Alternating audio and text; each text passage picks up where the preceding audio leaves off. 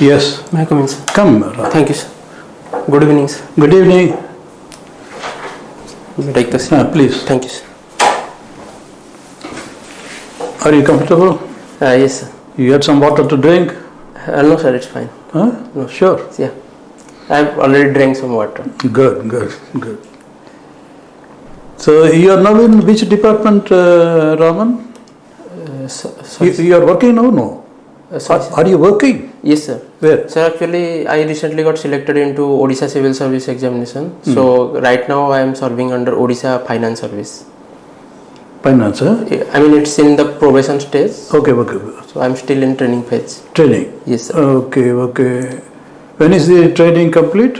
Sir, the training started from 31st December 2025. Oh, you are just fresh. Yes, sir. Okay, Yes, good. Raman. Yes, sir. It stands for which Ram, is it? It stands for... No, sir, actually, Raman is for calm devta. It's for a pleasing personality. Oh, Raman Yoga, that kind of a thing. Yes. But then still, since the Ram is there, whichever way, isn't it? Yes. What do you think of this epic Ramayana? Sir, You have heard of Ramayana? yes, sir. Sir, actually, it teaches us from various perspectives. For example, it teaches some ethical principles. Secondly, there is a form of diplomacy that we can learn from. Third, it has a cultural significance to Indian culture and heritage and with its neighborhood. And fourth, it shows the tradition of writing such epic and since it is very old. Okay, let us take Ram as a personality. Yes, sir. Ram occupies a very important space in the Indian consciousness, isn't it? Yes, sir. Indian consciousness? Yes, sir. Particularly in North India. Of course, sir. Ramachandra is there in South, all over India. Yes. So there is one epic character, so to say, which has captivated the Indian minds and hearts. Yes. Is Lord Ram. Yes, that's right. So when we look, as you said, there are various perspectives in which we Yes. can look at Ram. Yeah. Ram as a son, Yes. Ram as a king, Yes. Ram as a brother, as a husband, and as a friend. But what is, if you in your mind, in your understanding, what is that one characteristic of Ram Yes. which stands out and appeals to you most? Ram can appeal to people in different ways. Yes. As a Ramaraja, as a king, Yes. as a friend, as a warrior, as an ethical figure. So what is it, that one characteristic that would appeal to you? Yes, sir, I would say the courage that Ram has.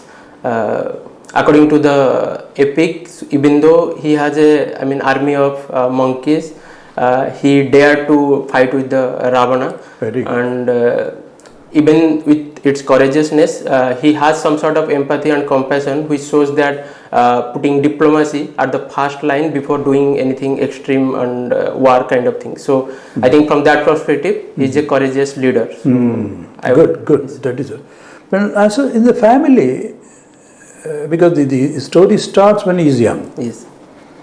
So how do you look at the vis-a-vis his father, who was the king, Dasaratha? Yes, sir. So anything that stands out as a son? Yes, sir. We can say he is a very obedient son because he obeyed his father till to his death, and also he left all his glory and all his richness behind him, went into direct wilderness. So it shows the Raj Dharma above all the other personal gratification. So from that perspective also. Very good. Now why did you choose geology, Raman? So sir, geology was I did my major in geology during my BSMS dual degree program from IISER Kolkata, sir. There must have been a screening selection process? Yes, sir. Isn't it? Yes, sir. But why geology? Anybody suggested geology as a discipline to you, or it's your choice, or what? Sir, actually, in our college, IISER Kolkata, during the past 2 years, they introduced us to various subjects, for example, physics, chemistry, biology, and geology. So, in geology, I particularly got interested because it has a combined thing of everything, a little bit of every, bit of physics, chemistry, and biology. So, that's why I chose geology, so that I can get a diverse field. What is the physics aspect of geology, Raman? So, sir, for example, in geology, when the earth formed, it was a hot spherical, we can say a lava form. So we use physical and mathematical equations to derive how it got cooled, and it is in this present state, and it is still in some kind of evolution. So it is still radiating some form of heat. So physics has a major role in understanding earth. And chemistry? So chemistry, because earth has different kind of minerals, so the knowledge about chemistry, and for example in thermodynamics, we learn how the rock form and the crystals in it. Okay, I'm tempted, Raman, since you are such a brilliant student, in fact a gold medalist, so I'm tempted to ask you. You see mineral deposits and oil, for instance. Yes, sir. Oil, you find rich deposits of petroleum in certain geographical areas. Yes, sir. Isn't it? Yes, sir. For example, this oil, hydrocarbon, we generally find it in the ocean marine shelves. For example, we see in Bombay Shelf, Campe Basin, and it's also in the northeast we see Assam Shelf. Because during the evolution of during the form of plate tectonics, Indian plate few million years back was not as it is present now. So during that stage, India, surrounded by ocean, so the hydrocarbon got formed during that stage. Now we are extracting it. So good. Okay. So, but for instance, Gulf countries, yes, sir, compared to other countries, yes, they are rich in oil deposits. Any geological factor involved there? Sir, actually, the Gulf particularly, its position, because if you compare it to India was never at this point. During its evolution, it was in the southern hemisphere, at the nearer to Antarctica. So during its drifting from Antarctica to present stage, much of the oil got destroyed. While we see, in case of Gulf, it was more or less attached to the European nations, so it was more or less present in the equator during its evolutionary phase, particularly this marine organism evolution. So because of the time duration, its geological position, so these factors add up to the present situation of Gulf. Very good. I'm interested because basically I don't know much about it, not being a geologist. And so coming to Chota Nagpur area in India, yes, you find that area is rich in minerals, isn't it? Yes, sir. Compared to the rest of the country. How do you? Is there any geological factor underlying? Yes, sir. So if you look at India as a plate, subcontinent, so India has a lot of cratons. Cratons are basically those stable areas of the crust. So surrounding these cratons, for example, in this Chota Nagpur plateau, surrounding these cratons, we see in geology that surrounding these cratons are those mobile belts through which those lava deep inside the earth come out to the surface, and so as those minerals present in it. For example, uranium, gold, these kind of rich minerals. So that's why Chota Nagpur plateau is also very rich. And second reason is its unique geology, because throughout Earth's evolution, it stores so much amount of vegetation that got converted into coal. So from that perspective also, it has rich in minerals and coal. Do you think any historical fact is also there apart from the geological factor? Yes, sir. Any historical fact like civilization flourishing there, an empire coming up in that area? Yes. Could it be a factor? Yes, sir, because we see, the Mauryan Empire was established somewhere around this part. So they, during that phase, the Janpat phase, we got to find this iron mineral. So we can say there is a bearing to the present situation also, because we do so much exploration in that region. Yes, sir. No, you are talking about extraction of the mineral. I'm talking even the formation of the minerals may not, because it's a geological time is huge, Yes, so that may not be there. Yes, Okay, good, I got it. And so obviously you're an outstanding geologist. And then gold medalist. You went to Switzerland also? United Kingdom. Cambridge. Cambridge. How long you were there in Cambridge? Sir, actually, it was my master's thesis has two parts. One part is in IJR Kolkata and another part in University of Cambridge. So for that, I did almost 3 months there in offline mode, and also rest of the 9 months from online mode because of the COVID situation. Good. You have got a wonderful opportunity to go abroad, and then Cambridge is a renowned university. I think Newton was there, wasn't it? Yes. So it was a dream for many of us. We did not really. So having had the exposure to one of the world-renowned universities, Cambridge, 3 month exposure. Having studied there, so to say, part of your studies there.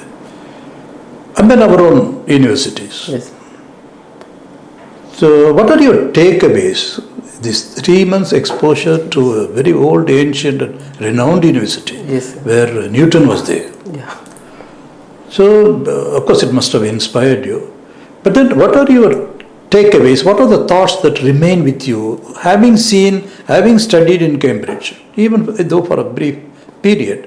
But surely, so you must be in your mind, you must comparing our own universities, the structures, the system. Yes. So how would you compare and contrast? So for the first point, I would highlight the expenditure that they do on R&D. For example, in UK they'll spend a lot of their amount, almost around 2 to 3% of their GDP on this R&D. In India we spend around 0.7%, much lesser than them. Second thing is, sir, the interdisciplinary research they do, because particularly in my case, the lab I went to, the Bullard's laboratory, in that we see physicists, mathematicians, chemists, all kind of persons are present, and there are regular discussions among them. But if you see in India, so there are so much kind of politicization of departments, so they are more or less isolated. And so third thing would be the freedom they get, because during my short exposure I see that they do all kind of research, not only in their continent but also in other continents. In India also they do their research, but we are more or less focused to our region and interested in our region, so that limits our research exposure. So these are the main points that I have. Very good, very good. So while on the same context, Raman, I will ask you. Yes, sir. So it would be clear to the board that you are an outstanding geological student with the potential of a geological scientist. So they may think Raman is a brilliant geological scholar, potential to be a scientist in the thing. By inducting him into the civil services, we would be wasting a lot of intellectual, scientific talent. Yes. So how would you counter that? Sir, I would say, yeah, you can go on and then get your doctorate and then go abroad, make your mark as a geologist, go on to win prizes for India, distinguish yourself in the field of science and research, rather than come and become part of the civil service where you will be lost in the crowd. Yes, sir. So this is a danger. So, sir, in my view, I would say yes, my background has given me some form of opportunities. But I think my background has also taught me this knowledge is not limited to only the academia. It can be applicable into public administration. Very good. Yes, I stop with that. Precisely. Yes. In other words, when you become collector, yes, sir. at one stage, and later on as you climb the ladder in the hierarchy, yes, you will go up to the government of India level, very senior. So as you enter the civil service and then graduate towards higher things, yes, how do you think your aptitude and your scholarship, your brilliance in this discipline, how will you really leverage it, turn it to the advantage and service of the public? You have to spell it out. Yes. So the first thing that my background will help me in case of disaster management, because as a seismologist, I have done my master's thesis and I know which part of India is seismologically active, also which part is more prone to cyclones and such kind of disasters. So in that place, I think my knowledge is helpful to me. Second thing is, throughout my research career, so I have learned the scientific rationale and thinking objectively to address the problem of the society. And the third thing is, my diverse background of interdisciplinary research has taught me how to improve our education system to match the potential of the education system abroad, so that we can retain our future talents to counter this brain drain activity that we are seeing. I think from this perspectives, my knowledge can help me. Very good. Yes. Supposing you are posted to Odisha, and you become collector. Yes. It is a Kyojhar, Mayurbhanj, and you are given a 3-year tenure. Yes. These are all mineral-rich areas. So you must be having some idea. Of course, it's too early, but then imagine, visualize. Yes. So what will be your priorities as a district collector, let us say Kyojhar, for instance? Yes. Sir, the first thing will be the mining that we see. We need to move towards the sustainable mining purpose, so that we cater the development as well as the need of this tribal population that are shifting. Second thing is, with this mining, we also see lot amount of pollution, and also the corruption that we are seeing, and also the people those are affected. So I would definitely use the DMF, the District Mineral Fund, to cater these needs, to improve the human development indices of these people, so that they can directly avail them. So these things. Good, Raman. I am impressed. But then, since you mentioned corruption, which is the elephant in the room. Yes, sir. So when you become a collector, naturally you represent the government. Yes. For all practical purposes, you are the government. Yes. So far as the district is concerned, because the Chief Minister Cabinet cannot come there and Chief Secretary cannot come. For all practical purposes, you represent the government in the district. Yes. You are all in all, so to say.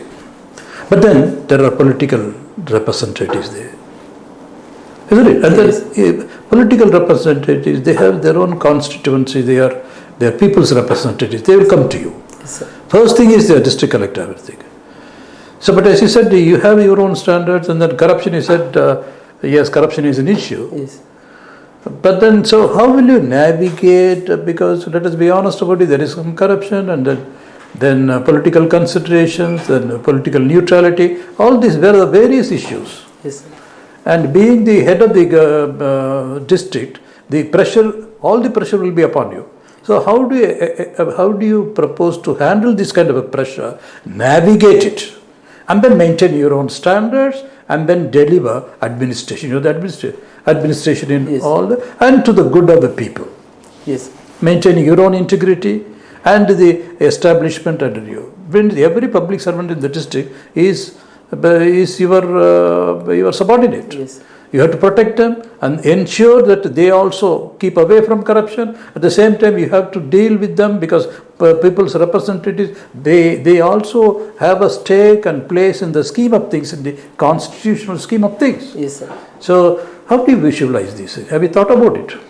So the first thing that I can do is follow the rule of law, implement the schemes as they are intended to do, and also from the political pressure perspective that you have mentioned, so I can persuade them. So in long term, if you follow the law and the sustainable mining procedure, so they can get the benefit from their people and the confidence of people, instead of doing displacing. Excellent. I got the point. Raman.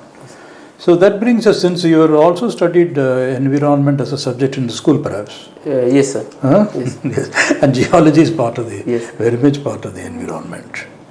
So this huge debate which is dominating the countries and the world at large, and then President Trump saying it's all a hoax, there's nothing called a climate crisis, this is a fraud played upon. Yes. Fraud played upon the third world countries to exploit America. And then he suddenly is disowning all these things, and then I said, no, America first, environment, if there is a problem, everybody take care of it. What do you think of this? How serious is the environmental crisis? And then this debate, development versus environmental concern. So, being a great environmentalist yourself, yes, sir, and a scientist, yes, how do you look at it? Sir, I would say the environment is very, I mean the environmental problem that we see is very real. To persuade something, I can give the examples of the rising cases of cyclones, the severity of cyclones that we see. For example, this Ditwa cyclone in Sri Lanka. And second thing is the daily changes that we see in our environment. For example, the temperature rise. In case of US, we see, recently in 2025, we see the Great Fire in California. So this is a great point to make it to their administration that this is real. And bringing the parity between development and growth, the environment. So I would say we move towards a sustainable nature of doing things. And also in our case in India, we have the constitution saying that we have to protect our environment and also the economic standards of our people. So from that perspective also we need to take a balance. And the fourth thing is when we move with time, the more resilient, climate resilient, the more climate resilient that we make, the more resilient will be the economy. So these are the perspectives that the Trump administration need to consider it. And also the last thing that comes to my mind is the CBDR principle, the common but differentiated responsibility, because they during their development course they emitted so much greenhouse gas, so they have to take the responsibility and help the developing nations through their climate finance, so they can cope up with the changing climate and adapt to it. So good, Raman. Do you think that the United Nations organization yes, needs reforms urgently? Yes, sir, it needs urgent reforms because it is the construct of past, the Second World War era, where 5 nations are controlling the whole world, and being the largest population as a country, we must have also the board, the say in those close councils. So yes, sir. But now, taking the Russian-Ukraine conflict, of course, Palestine is almost over kind of a thing, exhausted itself, that war. But the Russian-Ukraine war is still going on. We thought we are seeing, but then it's again picking up pace. And so India's stand, do you think it is pragmatism or opportunism that we are very close to Russia? Is it pragmatism instead of dogmatism? Or it is sheer opportunism? How do you look at it?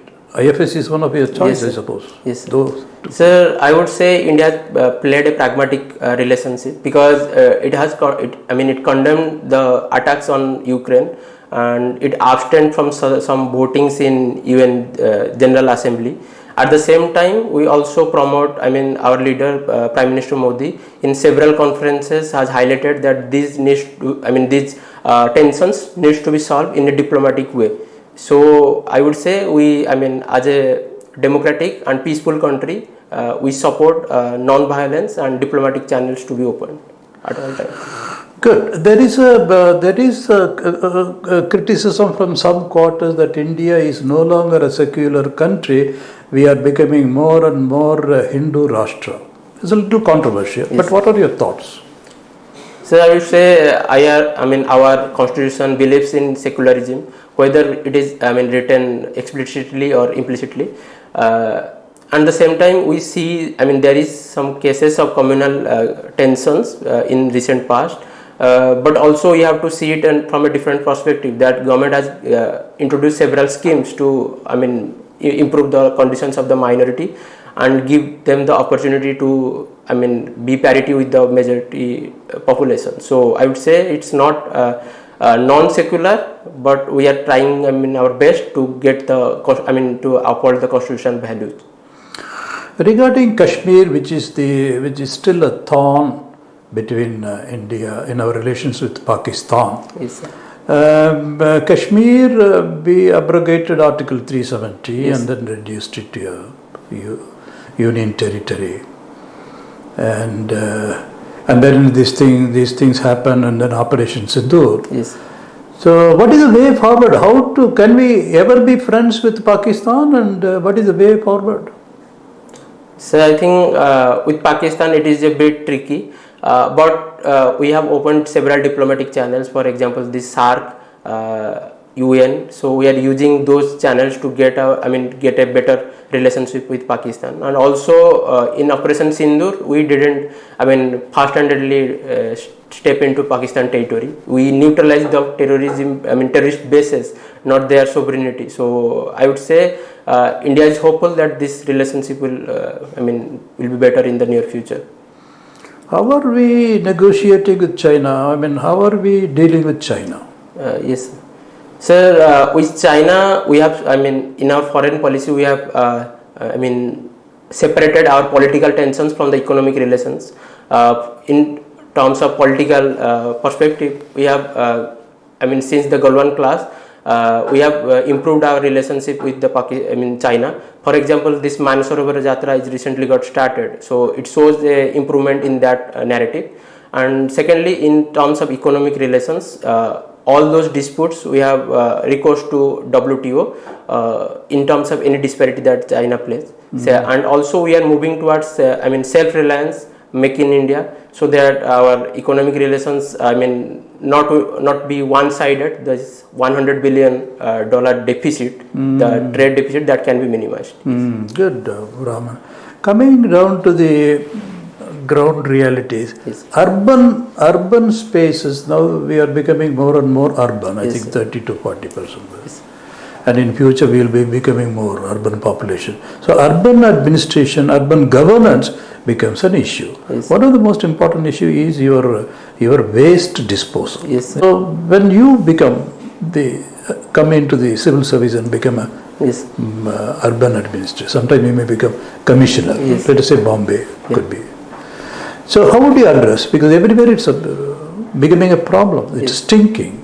We do not know how to dispose of our waste. So what do you think about it? Sir, to address this problem, there are two, from my perspective, there are two needs. One is at the source that we are generating this waste, and another thing is the dump that we are disposing this waste. For the source thing, we can persuade people to generate less waste, move towards circular economy, reuse their things, and also, for example, segregate their wet and dry waste so that it can be processed well. And the second thing is at the dumping side, we can recycle those materials using our already given the laws, their solid waste management rules. We can use that to process these waste, and also we can use the sewage treatment plants to process these polluted waters. And third thing is we can improve the governance thing. For example, we can fund the municipalities so that they have their fund to process these things. They have enough fund to put the infrastructure in place so this waste can be processed. So good, Raman. Tell us something about your district, Nayagarh. Yes, sir. So Nayagarh is more or less eastern in the Odisha territory. It has a population of around 15 to 20 lakhs, and with a sex ratio of 9:16, which is a very worrisome for our district.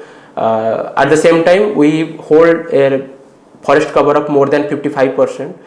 We recently, there is a case of lithium reserve in precursor stage of reserve present in Nayagarh district. And also we are famous for our Chena Podo, that is got the our rich delicacy, and also we host several of cultural parts of Odisha, for example the temples and also the places such as Satkosia. So those are also present in Nayagarh, sir. So the Odisha is rich in its resources, natural resources, Yes, mineral or even water. But still we continue to be, in spite of our efforts, we continue to be not a very developed state compared to the rest. Yes. So what should be done, broadly speaking? Sir, the first thing that we can do some form of value addition, because currently we are exporting the raw material, so we can do the value addition to improve our economy. Second thing is we need to improve the manpower, because Odisha has a large amount of demographic dividend that needs to be skilled to move towards to improve the manufacturing and the service sector. Third thing is it can use it has a 550 almost 550 kilometers of the coastline, so it can leverage its position to move towards an export oriented country, export oriented state, so that it can improve its state GDP. So these things can. On the energy sector, yes, compared to the sustainable goals and renewable energy, are we making progress commensurate with our goals? Sir, actually, currently Odisha contributes around 10% of its energy need from renewables. At the same time, it has projected by 2036 it will be 45%, and by 2047 it will be 55%. So for that need, we are pushing towards solar power, solar energy. Our government is giving some form of subsidy to put the rooftop solar power plants. At the same time, we have a large amount of riverine sources to generate the hydroelectric power plants. For example, Hirakud, it is a great source of clean energy. And also we are exploring the potential to use wind farms, because it has a large stretch of coastline, so it can be used. Yes, sir. Good. And who are the inspirational figures in your life, Raman? Source of inspiration for you? Sir, I would say Dr. Kalam. Being from a humble background, he inspired me a lot. And second thing is, I play some online chess. So I put Magnus Carlsen. He is a great player.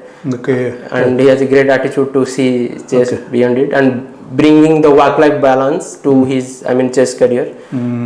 So these personalities, and also my mentors and teachers throughout my career. So they inspired me a lot to ask questions and be inquisitive about these things, so that you can learn throughout your life. So these are the personalities, sir. Do you think that we should, this one nation and one culture, one election, and what do you think of this? So this one nation. One nation, one culture, one general election. Sir, I think as a nation we can't have one nation, one culture, because it is a amalgamation of cultures. But in the one nation, one election, let's say, it can bring some form of discipline to our electoral system. It is also highlighted by some commissions recently. So Ramnath Kovind commission. Okay. And also this one nation, one tax, the GST has brought up improvement in tax collection. So I think. Good, Raman. Coming to the primary sector, agriculture, sometime back there were 3 laws, farm laws. They were enacted. Yes. 1 year it was there, but then seeing the kind of a fierce opposition, particularly from the northwest, then we repealed those laws. Yes. So do you think that it's high time we opened up the agricultural sector, brought in corporate sector, so that there is capital and investment? What do you think? I think, sir, yes, it is a good time to bring corporate sector into agriculture, because it will, with the corporate sector, we will see so much funding, so much improvement in mechanization, and improving, the diversifying the needs. But then the farmers are apprehensive that once you let in the corporate is a huge force, and then we will all become helpless, and then slowly corporate will exploit the farming community. Yes. That apprehension is there. Yes. How do you allay the apprehension of the farming community? Sir, I think to address this apprehension, these farm laws that are enacted, that can be more inclusive, because it can in my my perspective, we can bring in some farm leaders to rewrite those policies so that it makes their demand also highlighted. And also the government sector can do some public-private partnership with the corporate sector so that it can retain the public trust in this. Very good, very good. Why do you think Manipur has been burning and Manipur? What's the problem of Manipur issue? Yes, sir. So the Kuki Meitei conflict that we are seeing, this is the ethnic conflict. It has been present few past years, and for the last 2 years we have seen so much violence because there is inequality in the political representation.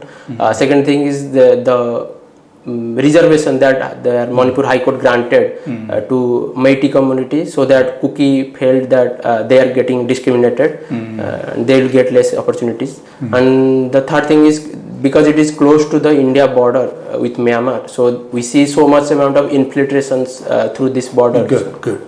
And the many states like Tamil Nadu, Kerala, Karnataka, even Odisha, yes, Chhattisgarh, the interstate water dispute is there. Yes. And what is the best way to address these interstate water disputes? So the first thing will be to use the constitutional machinery, for example the interstate council, to discuss these issues. And then there is also the zonal councils are also present to discuss this, work out these plans.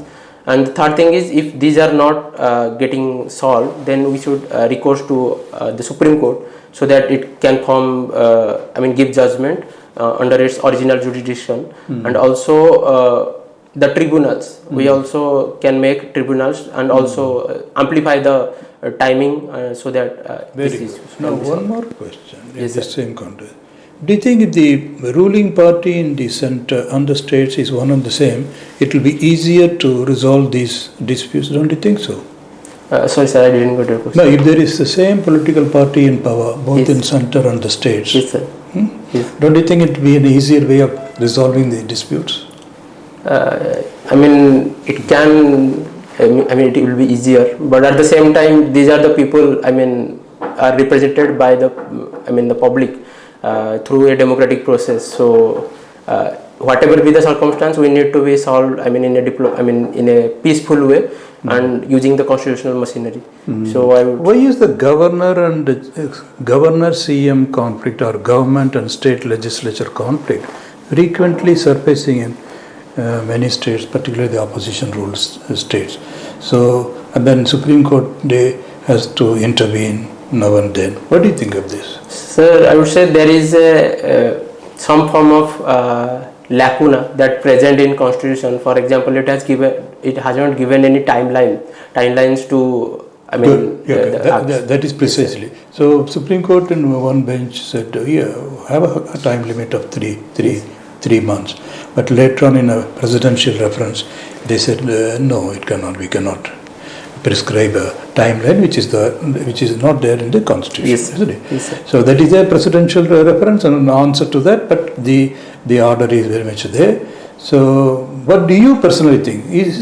Since they said as soon as possible, yes, what it says, because it is understood. Yes. But then in practice, as soon as possible, there are no boundaries. Yes. So in this kind of a reality check, so what would be your thoughts? Ultimately, it is the Supreme Court has to decide. But then your personal thoughts. So my personal thought should be Supreme Court can advocate for a commission to understand this issue in a greater depth and suggest some form of timeline which can enable the legislator to form a act or something. Good, very good, Sri Ram. Can we stop here? Yes, sir. It's fine, sir. Thank you, sir. So it's wonderful, Raman. You have done you must have done your optional very well. What about the other compulsories? You have done well. Yes, sir. The GS. In GS2. This is the first time you are taking the. No, sir. This is my second mains. Second attempt and first interview, sir. Okay. No, last you don't know your performance in the written. So last time I did A little bit less in optional. Okay. Optional? Yes, sir. Geology? Yes, sir. Don't tell me. So actually, I didn't get too much time to be, to get prepared. So. Okay, but then you did well in the compulsories. Yes, sir. So that is satisfactory. Yes, sir. So you must have done well in compulsories. Yes, sir. So you have made up for the deficit in the geology this time. This time, yes, sir. Huh? Yes, sir. So that's why I think my mark. No, you're there, very fine. Yes, but then we want you to come to the through. So you have done well enough in the. You think so? Sir, in compulsory, I have done well in three papers. Only one in GS3 I have done. A little bit. It could have been improved. But apart from that, geology you have done to your satisfaction. Yes, sir. You have performed to your potential. Yes, sir. Huh? Yes, sir. Good. Your interview should easily come through, and I could have taken more time, but it's late in the night. But don't worry. And when is your interview? Sir, it's in February 13th. February, quite some time. So naturally you will be ready. And you are ready, absolutely. But your dress, of course, you will go. Yes, sir. With a blazer, I will go. So actually, I am currently in the training institute, so I didn't get time to get dressed. Very well, you are absolutely at ease. You have the depth and wit. Yes, sir. Be natural. I think you will breeze through this thing. Yes, sir. Thank you, sir. It's wonderful talking to you. Thank you, sir. Thank all you, the best, Raman. Thank you, sir. Thank you so much. Thank you, sir. I have your number. Yes, I don't think there is any need, but my number you can have it. You're welcome. Okay. All the best. God bless you. Thank you, sir. Thank you so much.